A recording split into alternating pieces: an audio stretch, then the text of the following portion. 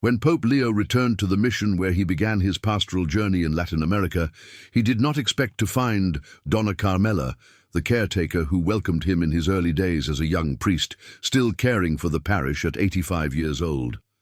This discovery deeply touched his heart. For many, the visit would have been only symbolic, but for Pope Leo, seeing that dedicated woman after so many years sparked a reaction that would forever change the life of the caretaker, her husband Anselmo, and the entire community. The small van with the Vatican emblem stopped in front of the modest church in Trujillo, Peru, where the Pope spent years evangelizing families.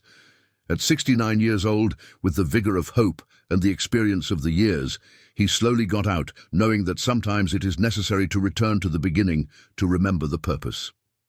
Inside the church, silence.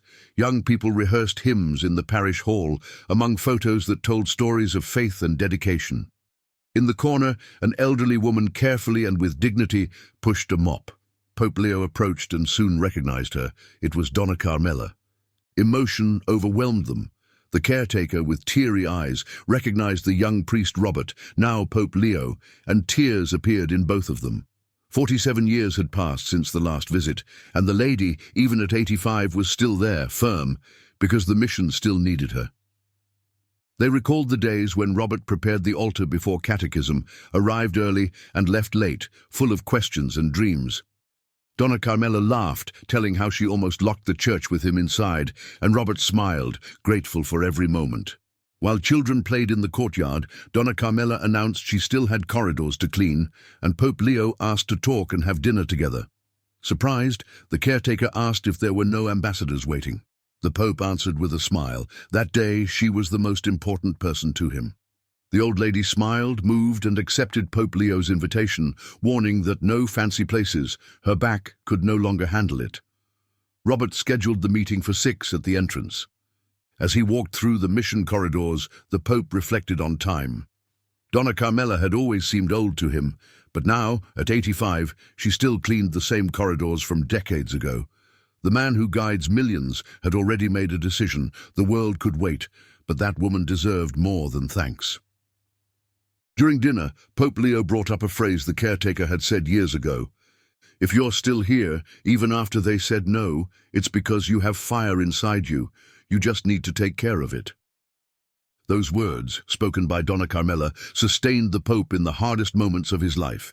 They were moved, remembering that on that silent night at the school, it was the support of that firm and discreet caretaker that kept Robert's faith alive. Donna Carmela, with her simplicity, said she only saw a young man who never gave up, and thought that was worth remembering. In an unexpected gesture, Pope Leo took a small box from his mantle and slid it into her hands.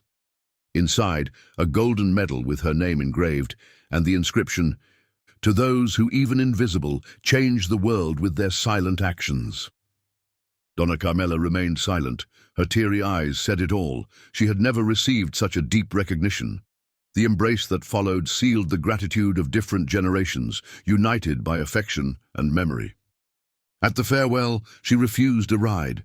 "Walking helps me remember I'm still here, strong and steady," and invited the Pope to visit the mission the next morning, as they did in the old days. During dinner, among memories and restrained laughter, Donna Carmela spoke of the students she helped throughout her life. The troubled boy who became a policeman, the girl who ran away from home and found shelter in the gymnasium, and many others. When the bill arrived, Pope Leo insisted on paying. On the way back, as the streets became simpler and worn, they stopped in front of a modest house, the home of the caretaker and her husband, Anselmo. "It's little, but it's ours," she said with a tired but firm smile. Pope Leo noticed the marks of time on the facade, but accepted the invitation with reverence. "It would be an honor," he replied, ready to live one more of those encounters that shaped the soul. As they walked through the narrow entrance, Donna Carmela leaned on an unstable handrail. The Pope restrained the urge to help her, respecting the pride and autonomy of that woman who always cared for others silently. When they entered, she loudly announced, "Anselmo, we have visitors." The sound of a wheelchair creaking on the wooden floor announced the presence of the elderly gentleman with silver hair and lively eyes. Surprised, he asked, "What are you up to now, Carmela?" But upon recognizing the visitor, her eyes filled with emotion. "My God, is it the Pope?" Donna Carmela, arms crossed and a sparkle in her eyes, replied proudly, "Yes, it is. He came to remember the old caretaker." Anselmo brought his hand to his chest, speechless, moved to have the Pope sitting in their simple living room. Pope Leo bent down to shake his hand respectfully. "Your wife was one of the reasons I never gave up. She saw in me something I didn't even see at the time." Looking around, he noticed the old, well-kept furniture and family photos on the walls. A red-covered album on the small table caught his attention. "This album, what's inside?" he asked with curiosity. Somewhat shy, Donna Carmela answered, "They're clippings from newspapers about you and other boys and girls who made it. I like to keep them. It reminds me that somehow it was worth it." Pope Leo smiled, moved. In silence he understood that goodness never disappears. It only blooms elsewhere.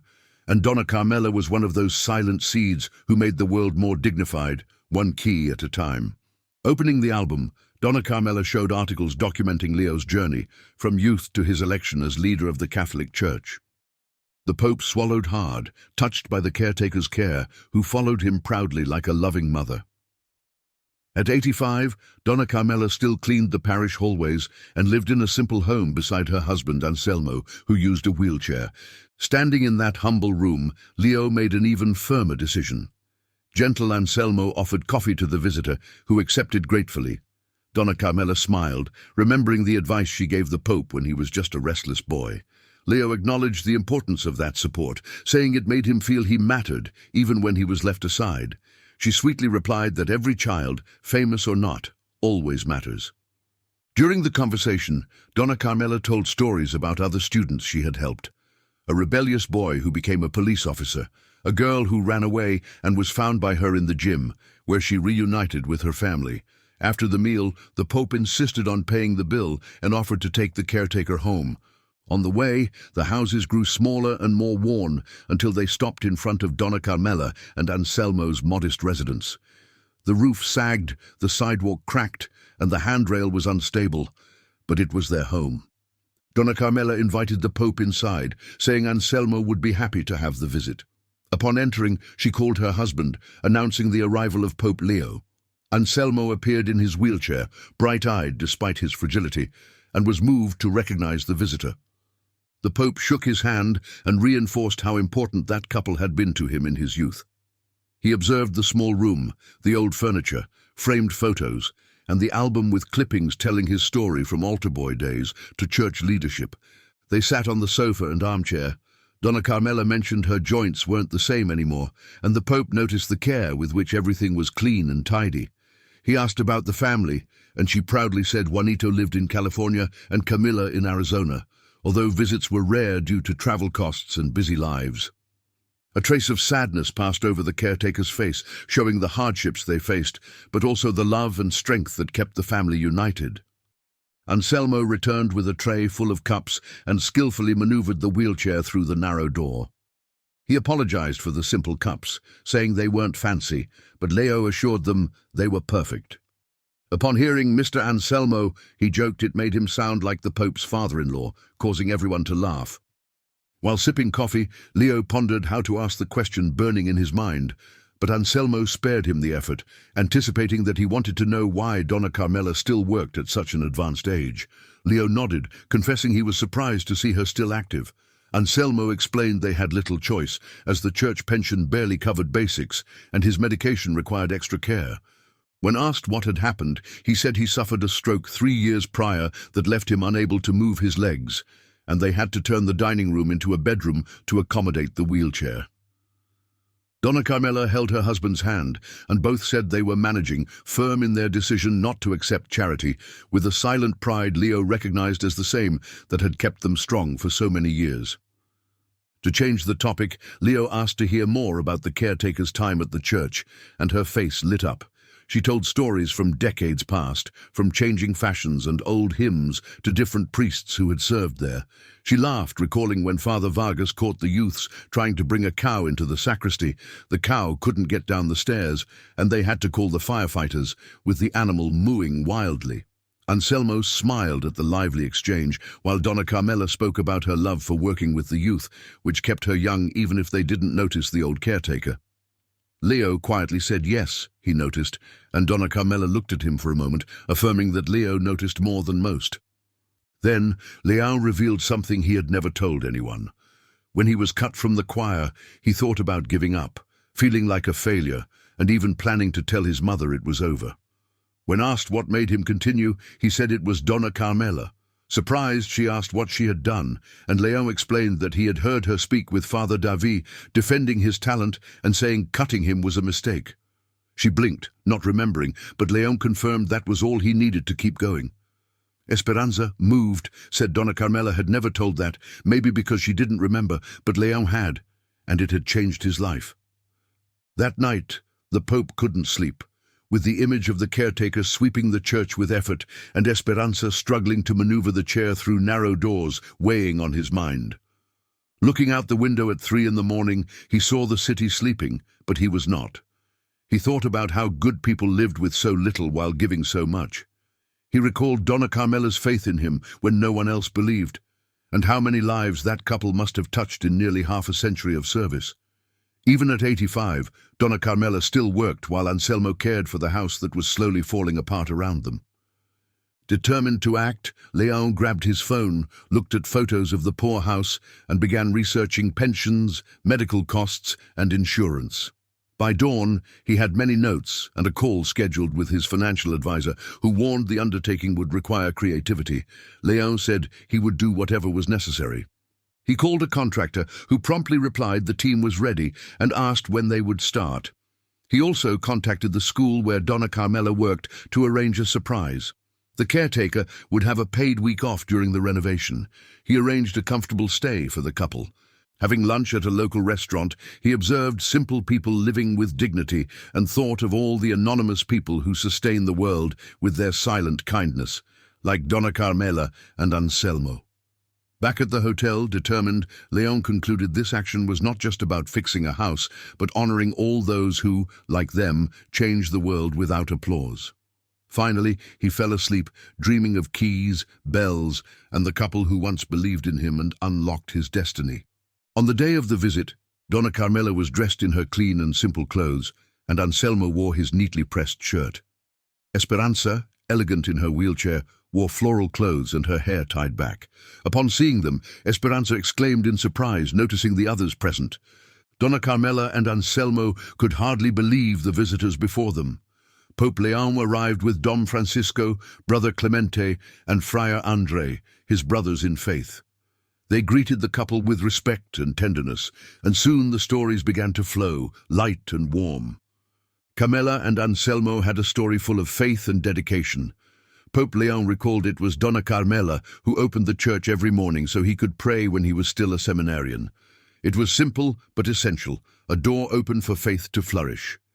The conversation brought up memories of celebrations, the fervor of the Easter Vigil in 1998, the joy of simple moments that filled the church with life. Laughter and emotion filled the room. Pope Leon wanted to know more about the couple's life. They were about to celebrate 58 years of marriage, had children far away, and a love story that began at a parish picnic in 1965, with spilled juice and all. The tenderness in their eyes spoke louder than any word. Then came the surprise, an invitation to a special retreat in an adapted beach house, all expenses paid and authorized by the bishop. A chance for a break, an early gift for them, a recognition for the role they played in the Pope's life. At first they hesitated, but the warmth of the proposal, the care in the details, and the promise of time just for them won them over. The car would pick them up on Friday. They only needed to bring clothes and medicines. At farewell, Esperanza held Leon's hand, grateful. He answered with a silent promise.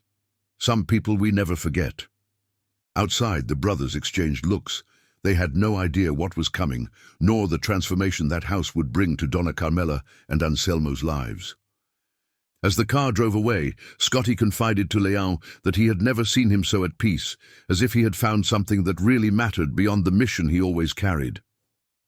2 days later, with a clear sky and sea breeze, Leon inspected the beach house, wide doors, ramps, safety bars, books for Esperanza. Everything designed for the comfort and dignity of that couple who gave so much.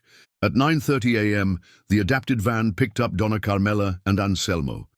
Leon stayed to coordinate the renovation, a meticulous operation, with nearly 40 workers in shifts ready to transform the space. The command center, a trailer next to the church, was the heart of the work. The inspection was underway and demolition was about to begin. When Leo's phone vibrated, Scotty's message brought the best possible news. Couple already settled. Esperanza loved it. We are returning.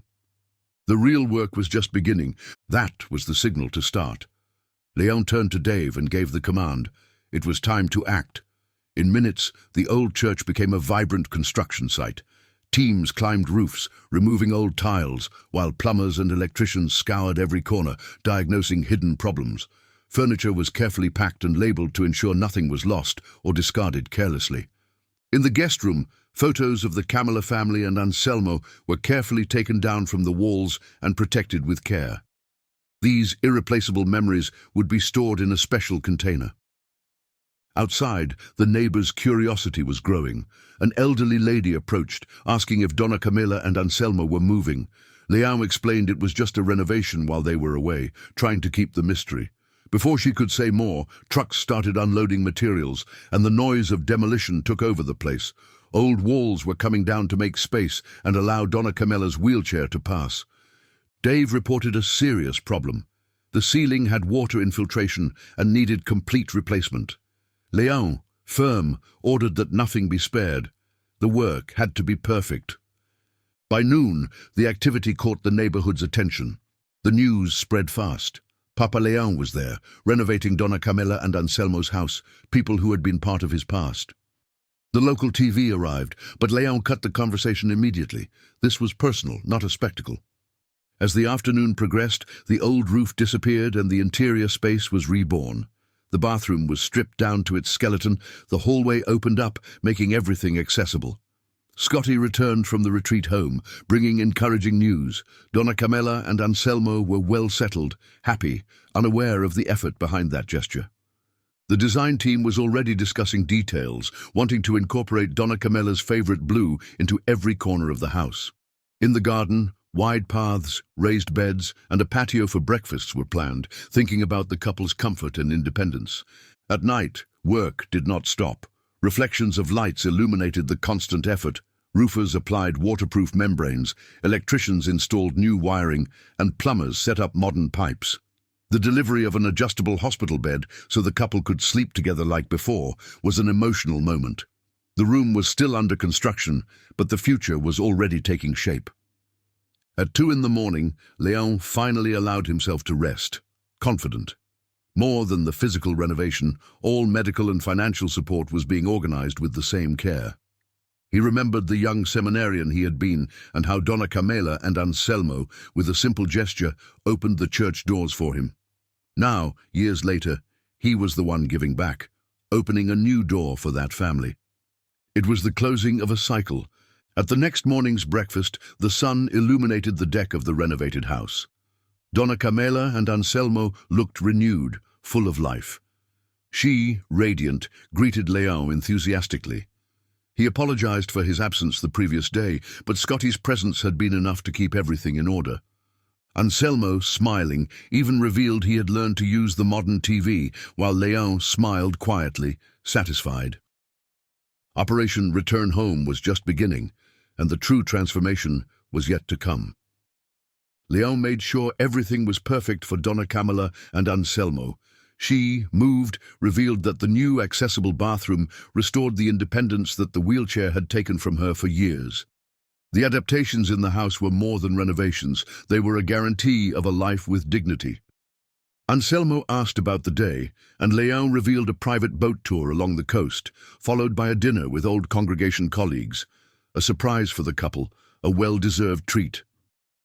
During the morning, Leão accompanied the outing, ensuring their well-being before returning to meetings and the house in transformation. The old roof had already been removed, quickly replaced by a new one. The narrow sidewalk gave way to a wide and safe passage. Inside, walls had been knocked down to make room for the wheelchair. The bathroom was completely dismantled, ready for an accessible shower. Lower cabinets would replace the old ones, considering Donna Camilla's comfort. Dave reported progress. The ramp foundation would be poured in the afternoon, and new windows would arrive the next day. Leão imagined the couple's smile at every detail thought out with so much care. Health specialists discussed where to install equipment to ease Donna Camella's daily routines. The adjustable bed, power outlets for medical devices, even a physiotherapy area in the guest room to maximize recovery. At noon, curious and supportive neighbors gathered, offering food, help, and stories. One lady recalled how Anselmo cared for the neighbors, mowing lawns without being asked. The mailman, a grateful mother, the teenager helped with equipment, accounts that reinforced that man's quiet generosity. In the afternoon, Leão returned with Scotty for dinner at the parish house. Longtime friends, now partners in the surprise, shared laughs and memories. Anselmo introduced an old acquaintance with whom he shared stories from the pastoral unit, small coincidences that seemed like signs of fate. While dining, Leão checked updates on his phone, the roof ready, the ramp taking shape. Donna Camella noticed his attention and asked, but he replied with a smile, "Parish matters, nothing that can't wait." Later, the group watched a community basketball game. Anselmo, knowledgeable about the plays, taught friends, remembering the times he saw Leão and his colleagues play at the church. The passion for the game, even from the bleachers, became a learning experience. At night, Leão talked with Dave, who confirmed the schedule. Walls shaped, drywall arriving tomorrow, cabinets soon after. Everything on time for the Camella family's return on Friday. Back at the house, Donna Camella was flipping through an old album, showing photos of herself from her first days as caretaker of São José Church. A young caretaker, proud of the uniform and the job that supported her family after the factory closed. In that moment, Leão felt the weight and beauty of that cycle, a life dedicated to service, now being honored with love and care. Leão looked at the photo, seeing in young Camella's eyes the same pride she carried, even at 85 years old, caring for the church altar. He knew that woman was extraordinary. Anselmo beside him agreed, grateful to have shared life with her. Many people ignored her for being just the caretaker, but Leão never did. That night, as he returned to the church under renovation, Leão thought, how many Dona Camellas are out there? Essential people, yet invisible to most. What began as a personal mission to help that woman was turning into something bigger, an inspiration to recognize silent heroes everywhere. On the third day, the news spread throughout the city. The project gained momentum and the community responded generously. Donations of wood, new furniture, young people painting walls, even the mayor showed up to help. The garden of the Camella house was full of volunteers and hope. Susan Matthews, a former altar server, offered plants for the garden, reigniting Donna Camella's passion for gardening, even from her wheelchair. Doctors, companies and artists joined forces, bringing real improvements to the house and the couple's life. Deacon Jenkins proposed tributes and the creation of a scholarship for young silent leaders, while fundraising for medical expenses. Moved, Leão took on the personal costs. The house transformed day by day, new adapted cabinets, accessible bathroom, a smart system to ease Donna Camella's life. Volunteers filled the place with energy, music, and joy. Stories of Donna Camella's kindness moved everyone, like the neighbor who spoke of support during his wife's hard days, or the teacher who received help to fulfill her dream. Old friends of Leão arrived to help, ready to work side by side. The renovation advanced quickly, and the community stayed united, celebrating the strength of a simple woman who changed so many lives without ever seeking recognition. At night, while the couple rested, Leão reviewed the trust fund created for them. Lifelong income, medical expenses covered, education guaranteed for children and grandchildren, mortgage paid off, tax exempt. They would never worry again. Sitting on the steps of the quiet house, under the stars, Leão reflected. What started as a personal act became a collective celebration of the kindness that unites a whole community. Maybe the real gift wasn't just the renovated house or financial security, but the recognition of a lifetime dedicated in silence, the acknowledgement that Donna Camella mattered, that her work mattered, that her kindness mattered. In a world that values the wrong things, wealth, fame, power, this was a moment to celebrate what truly matters, simple, everyday kindness. Leão sorriu pensando que havia apenas 4 dias até que as camelas retornassem para casa. 4 days to finish the renovation, 4 days to prepare something that would change their lives forever. and somehow that moment had already changed his own life. The following days were a whirlwind. The house came alive with warm colors, new wooden floors, and adaptations that made daily life easier for the couple. The kitchen became a comfortable space for Donna Camilla, the bathroom fully accessible. Outside, the cracked path gave way to a gentle ramp, the garden now cared for with raised beds so Donna Camilla could grow flowers again. Neighbors joined with unexpected gestures, handmade curtains, weekly help in the garden, a mailbox painted with Donna Camilla's favorite flowers. Every detail was designed so the house would be more than a shelter, but a true home. Leon, attentive to every detail, organized the last preparations. Family photos scattered around the house, the special cabinet for Donna Camilla's albums with its own lighting, physiotherapy equipment ready in the guest room, a sound system with jazz, fresh flowers delivered weekly, and even a special clock, a gift from the past coming back to life. As night fell, Leon walked through the house, seeing his vision take shape. The adjustable bed with clean sheets, photos of children and grandchildren on the nightstands, adapted accessories for Donna Camilla's comfort and safety. In the kitchen, everything within reach, lovingly organized. In the living room, a reclining armchair for well-deserved rest, and everywhere, letters, cards, and gifts from the community, testimonials of gratitude filling the space with emotion. In the hallway, a photo wall told the story of the Camilla family. Wedding, children's births, simple and precious moments. Leon had included a photo of himself, still a young seminarian, next to Donna Camilla, a symbol of a friendship and respect that crossed generations. Outside, the garden received the final touches under solar lights, illuminating the path to ensure safety and welcome. The house was finally ready to receive those who were more than residents. They were the soul of that place. At sunrise, the house was ready. The last worker put away his tools, the cleaning crew did the final sweep, and the inspections were approved. Leon stopped at the garage entrance, admiring the transformation. The house was not just new, it was a home rebuilt with care and affection in every detail. Dave joined him, confirming that everything had been done on schedule. Leon sorriu, sabendo que agora vinha a parte mais difícil, manter a surpresa por mais algumas horas. He sent a message to Scotty at the nursing home, mission accomplished, bring them at noon. The countdown had begun. At 11:30 a.m., a silent crowd gathered near the house.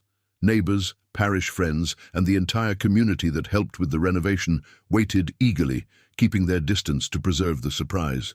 Leon, restless, checked the last details with Dave. The newly planted flowers danced in the breeze, the fresh paint gleamed under the sun, and a large red ribbon awaited cutting at the front door. Minutes before their arrival, Leon asked the crowd for silence, requesting they let the couple enjoy the moment calmly. The cameras were discreet, and Leon's heart raced. He remembered that day when, still a seminarian, he found the caretaker Donna Camilla cleaning the church benches alone, a simple conversation that would change his life forever. Then, the black SUV turned the corner. Scotty was driving with Donna Camilla and Anselmo in the back seat. The car stopped and, seeing the crowd, Donna Camilla's expression changed to surprise.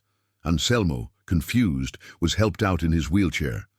Leon greeted them with a silent hug and explained that while they had been resting, their house had gained new meaning, a renewed home for them. The soft blue walls, the smooth path, the welcoming ramp, all proof of the care and dedication of the community. Moved, they crossed the door together. With trembling hands, Donna Camilla cut the red ribbon, opening space for the new beginning. The interior was bright, accessible, and cozy. The adapted kitchen, the renovated bathroom, the room equipped with an adjustable bed. Anselmo smiled, realizing he could reach everything with ease. Donna Camilla wandered through the space, absorbing every detail, still in disbelief. Leon showed a special display with old community albums, honoring Donna Camilla's history. When she asked why all this, Leon answered sincerely, "A gesture of kindness changes lives. You changed mine." He recalled the day when, away from the church, he thought about giving up his vocation, but it was Donna Camilla who believed in him when no one else did. Donna Camilla smiled modestly. "I just unlocked a door." Leon closed with a simple truth. Sometimes all someone needs is an open door and a chance. Leon led Donna Camilla and Anselmo to the back of the house, where the yard had turned into a peaceful refuge. Raised flower beds allowed Donna Camilla to care for the plants directly from her wheelchair, and a covered patio promised cozy coffee mornings. At the dining table, an even bigger surprise awaited. A folder with documents confirming that the house, now fully renovated, was officially theirs, paid off. Donna Camilla trembled opening the papers, while Anselmo, emotional, brought his hand to his mouth. Also, Leão revealed a financial fund created to guarantee a lifelong monthly income so they could retire and medical expenses would be fully covered. The impact was immense. Donna Camilla sat down, overwhelmed by emotion, but Leão knew it was not enough for all they had done for so many years. Through the window, a growing crowd waited outside. Neighbors, faithful, friends, all there to celebrate that story of generosity. People entered little by little, handing cards, gifts, and sharing stories of how Donna Camilla's silent kindness had changed their lives. That woman who had always acted quietly was finally receiving open and well-deserved recognition. Anselmo held her hand with a tearful smile, knowing the world now knew who she really was. Outside, young members of the Catholic community held thank you signs, and a children's choir sang joyfully, filling the air with hope. Leão watched silently, satisfied, seeing the caretaker who had once unlocked the sacristy door for him being celebrated as a heroine of so many lives. As night fell, the party took on a tone of community celebration, food, laughter, children running through the new lawn, and Donna Camilla's serene pride, now embraced by those she had helped for decades. As the event began to close, Donna Camilla approached Leão for a private moment. Sitting under the old oak tree in the yard, she tried to express her gratitude, but the words felt small compared to all that had been done. Leão replied that no thanks were needed, he was simply returning a gesture decades late. For Donna Camilla, that act was much more than opening a door. It was opening a new life for Leão, who without that support might never have found his way. In silence, they listened to the last murmurs of the party. Donna Camilla recalled Anselmo's phrase. She had spent her life helping others, and now it was her turn to be helped. Leão smiled, recognizing the wisdom in that simple thought. Donna Camilla never sought recognition. She only did what she thought was right, treating others as she wished to be treated. And it was this humility that made everything so special. Now, with the house renovated and adapted, Anselmo could rest better, away from the mattress on the floor and constant worry. Leão also mentioned that Donna Camilla's position at the parish was guaranteed, should she want to return, but she no longer needed to work. The community fund would take care of her and Anselmo. Donna Camilla reflected, revealing the challenge of stopping after so many years of dedication. Leão suggested new ways to connect, such as helping pastorally, being a mentor or chronicler, sharing the rich history of São Bento parish. Donna Camilla doubted the youth's interest, but Leão assured her they needed examples like her more than ever. While they talked, Anselmo confidently appeared on the new paved path. His eyes met Pope Leão's, and he gently held his hand, as if trying to express thanks beyond words. Donna Camilla, moved, tried to find ways to say thank you, but knew it wasn't enough. Leão then led them to a small room in the back, where there had once been a storage space. There, a surprise awaited. The space had been transformed into a cozy office overlooking the backyard. On the wall, a framed document shone, the incorporation statute of the Camilla and Anselmo Foundation. It was an institution created to honor the silent workers of communities, caretakers, cooks, drivers, and many others who, like Donna Camilla, support the life of their parishes without proper recognition. Donna Camilla read her name on the document, incredulous. Leão explained that this foundation would provide real support, with scholarships, financial aid, and public recognition. And more, he invited Donna Camilla to be the first executive director, the voice and face of this new mission. Hesitant, she revealed her insecurities. She was not used to speeches or the spotlight. But Leão assured her that true strength lay in her story, her life of service and humility. With the support of the community and donors, a promising future was beginning to take shape. Anselmo, with tears in his eyes, encouraged his wife to accept this new journey. Finally, after a long silence, Donna Camilla agreed. And at that moment, she not only accepted a position, but the recognition she had always deserved. Returning to the lively house, surrounded by the last guests, Donna Camilla recalled her husband's advice. Do everything as if you were changing the world, because you never know whose life you might touch. Her gaze swept over the restored house, her smiling husband, and the new office. Now, the message was clear to all. The impact of a life dedicated to others never goes unnoticed. As night fell and the last guest said goodbye, Leon paused once more before the shelf with Donna Camilla's scrapbooks. Between memories of the past and photos of the present, a new chapter was being written, a chapter of hope, recognition, and legacy. Leon left a note on the new album, a deep thank you to Donna Camilla, who believed in him when no one else did. He spoke of open doors, unexpected paths, and now a new door for her, that of recognition, respect, and the opportunity to help even more. Leon remembered that everyone needs someone to believe in them before they believe in themselves, and Donna Camilla was that person for him. Now, he hoped to be that same strength for her. With that message, Leon walked away. In the rearview mirror, he saw the soft light of the porch illuminating the night. Inside, a woman who changed so many lives without being seen was finally receiving the tribute she deserved. For Leon, that was the greatest victory of his journey.